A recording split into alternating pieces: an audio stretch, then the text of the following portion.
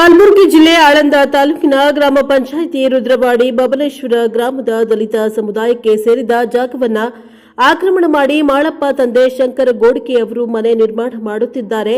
ದಲಿತ ಸಮುದಾಯ ಜನರು ಕೇಳಲಿಕ್ಕೆ ಹೋಗಿದ್ದಾಗ ನನಗೆ ಪಂಚಾಯಿತಿಯಿಂದ ಪರ್ಮಿಷನ್ ಕೊಟ್ಟಿದ್ದಾರೆ ಅಂತ ಹೇಳ್ತಾನೆ. ಆದರೆ ಗ್ರಾಮ ಪಂಚಾಯಿತಿಯ ಅಧಿಕಾರಿಗಳು ಕಟ್ಟಡಕ್ಕೆ ನೋಟಿಸ್ ಅವರು ನಮಗೆ ಕೊಟ್ಟಿಲ್ಲ ಅಂತ ಹೇಳ್ತಾರೆ. ಇದರಲ್ಲಿ ಗ್ರಾಮ ಪಂಚಾಯಿತಿಯ ಅಧಿಕಾರಿ ಬಸವರಾಜ ಮಾಲಶೆಟ್ಟಿ ವಿಲೀನವಾಗಿದ್ದು ದುಡ್ಡು ತೆಗೆದುಕೊಂಡು ಅವರಿಗೆ ಪರ್ಮಿಷನ್ ಕಟ್ಟುವುದಕ್ಕೆ ಕೊಟ್ಟಿದ್ದಾರೆ ಅಂತ ಈ ವಿಡಿಯೋಗಳಲ್ಲಿ ನೋಡಬಹುದು.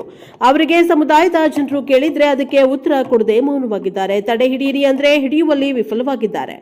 ಗ್ರಾಮ ಪಂಚಾಯಿತಿ ಅಧಿಕಾರಿ ಬಸವರಾಜ ಮಾಲಶೆಟ್ಟಿ ಗ್ರಾಮ ಪಂಚಾಯಿತಿಯಿಂದ ನೋಟಿಸ್ ಕೂಡ ಬೇಕಾದ್ರೆ ಅದಕ್ಕೆಲ್ಲ 3 ಸಹಿ ಇರುತ್ತೆ. ಆದರೆ ಇವರು ಯಾವುದೇ ಸಹಿ ಪಂಚಾಯಿತಿಯ ಸೀಲ್ ಅಥವಾ ಮೊಹರು ಇಲ್ಲದೆ ಬರವಣಿಗೆ ಮುಖಾಂತರ ನೋಟಿಸ್ ಕೊಟ್ಟಿರುತ್ತಾರೆ. ಈ ಅಧಿಕಾರಿಗಳನ್ನ ಕೂಡಲೇ ವಜಾಗೊಳಿಸಬೇಕೆಂದು ಗ್ರಾಮಸ್ಥರು ಆಗ್ರಹ ಮಾಡಿದ್ದಾರೆ.